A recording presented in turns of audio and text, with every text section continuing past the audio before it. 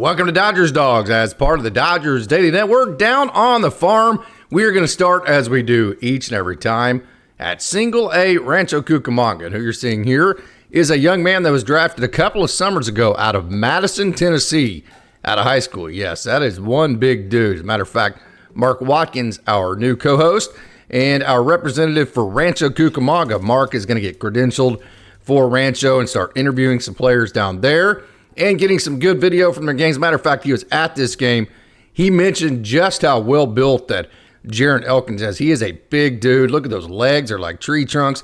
You see the big home run. So he has the ability really to impact the baseball. He has a really good hit tool. Very, very, very strong, very physical young man. Jiren Elkins, an outfield prospect. Again, drafted out of high school a couple of years ago, so still very, very, very young and a very exciting player. Played all last year at the complex and then moved up. They're moving. That's what you like, these younger guys like the international prospects, guys that are drafted out of high school, is because they're so young, you can really take your time in advancing them. Whereas like a guy out of college, they're already 23, 24 years old. You feel like you got to fast track them to Double A. Otherwise, they're 27 years old and they're still sitting in Triple A and barely having Triple A experience. So you like these young guys, especially when they're as talented and as big and physical as a guy like Jiren Elkins. And then here's another guy that's young that has a great body, great, just great strength, great speed, and is a big-time prospect. I mean, a big-time prospect, and that is Eduardo Quintero, who was back in the lineup for the first time since the 24th of April. I'm not exactly sure what happened there, why he was out for about a week. I don't know Mike Lindskog personally. I've communicated with him a couple of times. He's been kind enough to agree to give Mark some credentials to whatever games he wants to go to. So not going to push my luck on those types of issues like, hey, what was up with Eduardo Quintero, that kind of deal. Just not going to dive into that yet. And usually I don't on the injury front anyways, but Quintero, first game back since April 24th. He had 3 hits last night, so that was a really cool thing to see. Made a splash on his way back.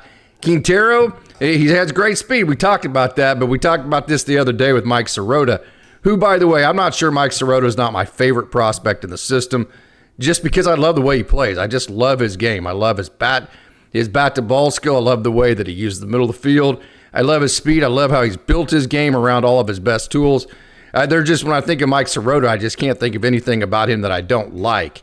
So Eduardo Quintero, I say that to say, another young man, on-base percentage of .388. He has 10 stolen bases. He scored 18 runs in 19 games. He has a high batting average at .282. So when you look at all that, he is developing a game as a young player around his best tool, which is his speed. Not to say his other tools aren't fantastic, but when you can run like Eduardo Quintero, build your game around that. That's okay. I mean, yes, he has 3 home runs, so he definitely can hit a home run, and that's great. But don't build your game around hitting a home run. Build your game around your speed and then add power to that as it comes. And that's exactly what Eduardo Quintero has done. And so I love these young players. I love watching them play. It just reminds me of real baseball, not, modern day analytics. Baseball played in a scientific lab that, yes, probably over a long run probably does score more runs, but it's first of all, it's not as fun to watch because there's not as much strategy to it, in my opinion, and it's just not as complete of a game. And I think it tends itself to high scoring outputs one day, low scoring outputs the next. But I love these young guys. Here's another one I just really thoroughly enjoy watching hit, and this is Samuel Munoz. He had another 2 hits last night. And what I want you to notice about him, you talk all this with guys trying to maximize the amount of power that they put behind a ball. They try to keep everything connected, and that's a great thing. I am not at all here to say, hey, don't have a connected swing. Your movements all need to be in order. They need to be in rhythm. They all need to be together. I get all that. But, too, there's still a place for a guy like Samuel Munoz.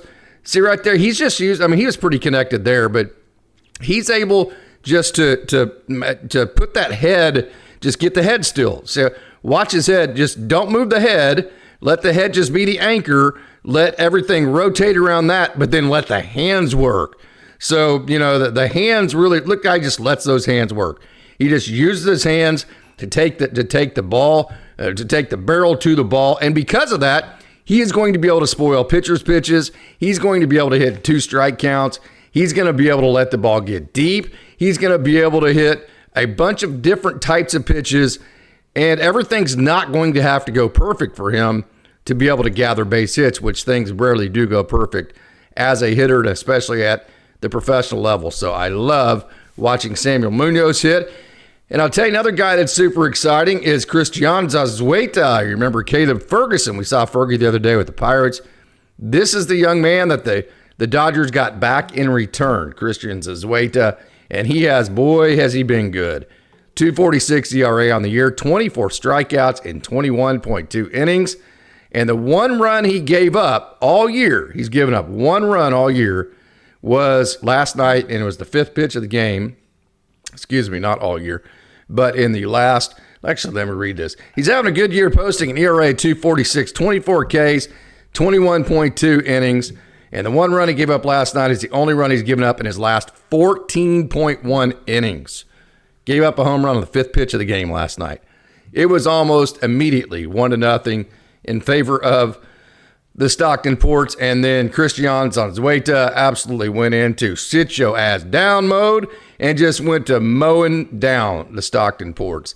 He gave up 3 hits, had 3 strikeouts, 3 walks in 4.1 innings, and just the 1 run. So good outing for Christian Zazueta, again, who is the young man that the Dodgers got back in the Caleb Ferguson trade. So I wanted to give you a good look at him. And by the way, Tim Rogers was at the performance the other day for Sean-Paul Lignon, and he posted a lot of great video of Lignon. Go over to Blue Madness, a production from Dodgers 2080, and check that out. And Tim and I have agreed, hey, whatever video I have, he's welcome to it. Whatever video he has, I'm welcome to his. So I'm probably going to be using some of that Sean-Paul Lignon video. He's going to be using whatever video I have. So go over there and check out. He's got an entire whole sequence, like 12 minutes of Kellen Lindsay. He's also got a lot of Sean-Paul Lignon. So go over to Blue Madness, a Dodgers 2080 production, and check out those videos. They are fantastic. Great work there, Tim Rogers. No doubt about that. This is a young man that if you follow Dodgers dogs, you know about. I mean, it's like the Jack Dreyer deal. If you follow the top 30 prospects list, if you just follow just kind of the Walmart version of prospect talk, you might not know who this is. This is Alex McCarowitch. And that's because last year he didn't have a good time in terms of keeping the ball in the strike zone. He walked too many guys, went to Northwestern. He actually originally is a Southern California kid, then moved to the Dallas-Fort Worth area, went to Keller High School, the same high school, played for Coach Stramp, same high school coach that Max Muncy played for. And I think his high school team now has like 5 professionals on it. They were really good. Went to Northwestern there in Natchitoches, Louisiana, and just really kept growing. And this is a guy that has hit 99 in a game. He's hit 100 in a bullpen, never hit 100 in a game. He is super motivated to do that, obviously. But, hey, the execution piece has gotten a lot better. On the year, he has 23 strikeouts, so his stuff is loud. But last night, check this out. Again, this is a guy that's going to hit 100. This is a guy with big breaking stuff, big secondaries. You see that right there. He is super competitive, and he is an elite human being, absolutely elite. I mean, look at those secondaries. Those are big time. When he's executing, that's it. That's going to come down to the execution piece. 19 strikes out of 26 pitches, gave up 1 hit, 5 strikeouts, no walks.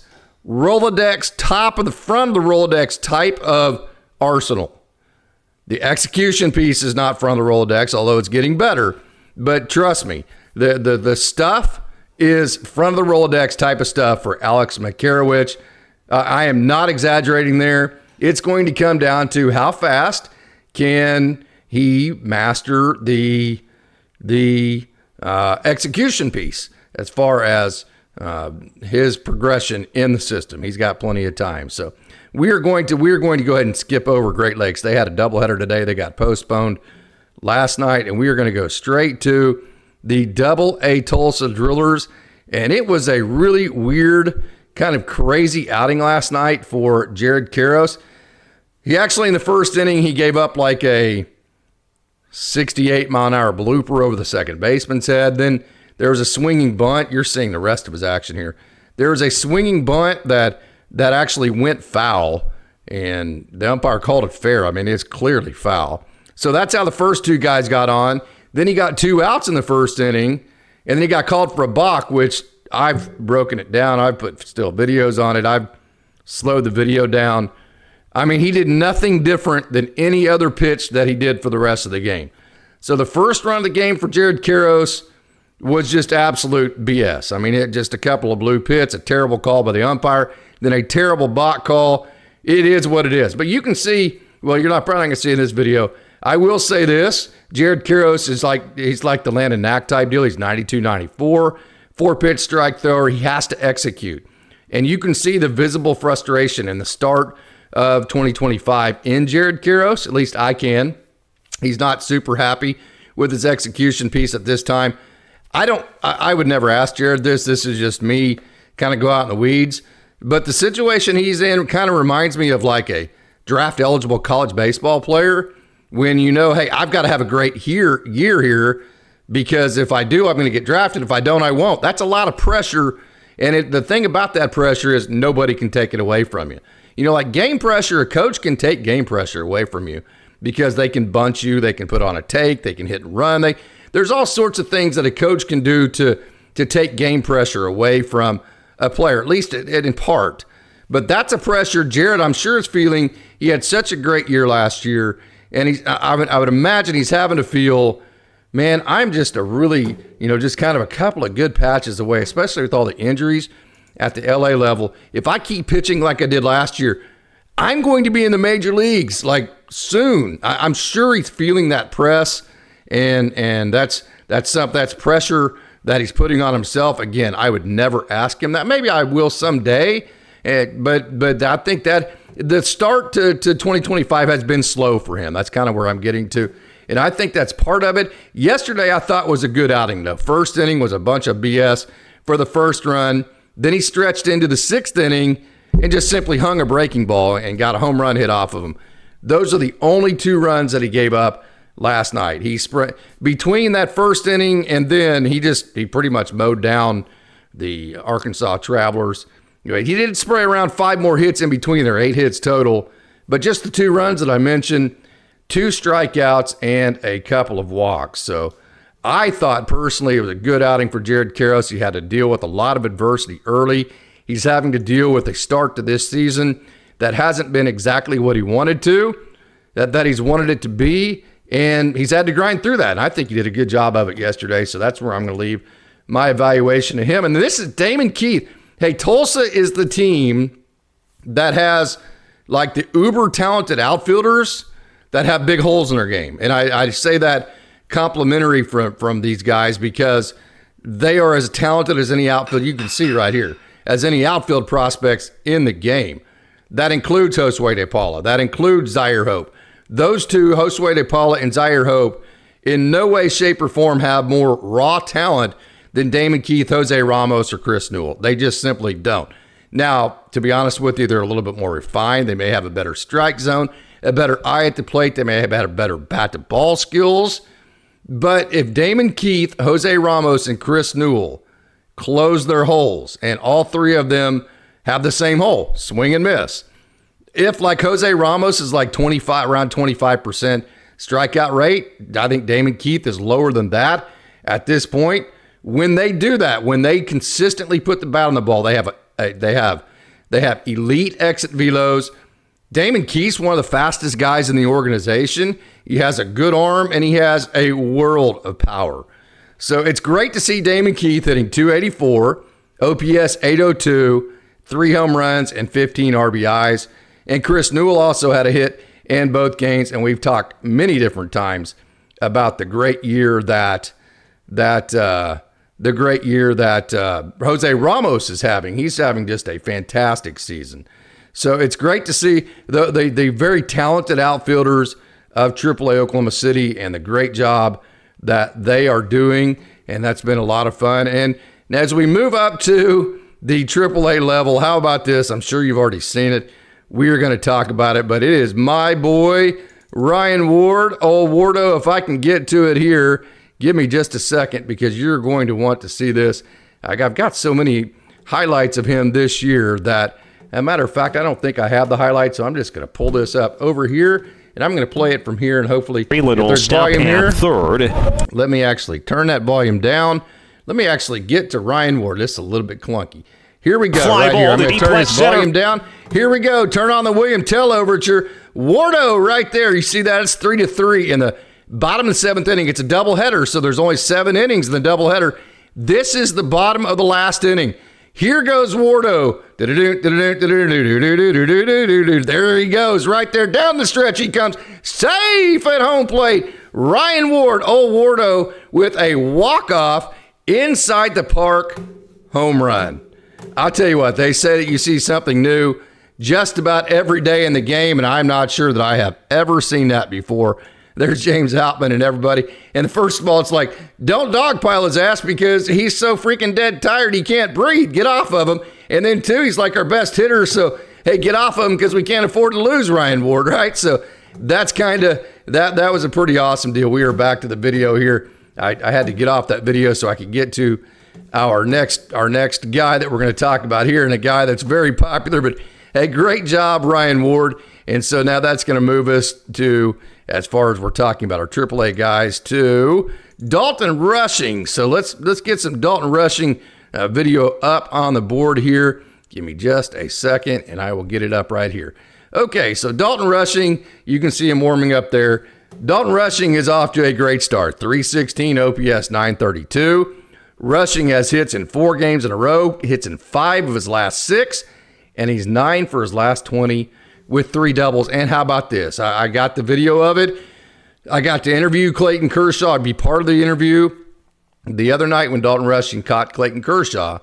That was the first time he had ever caught Kershaw ever in his life. And then also, he had a couple of hits in that game. So that was a night that Dalton Rushing, with as many games you play, there are still some games that you absolutely never, ever forget. And that will be one of them for Dalton Rushing. And then James Outman had 2 hits in the first game. James Outman has been doing a lot better lately, and then he added another in the second game, so he had a hit in each game.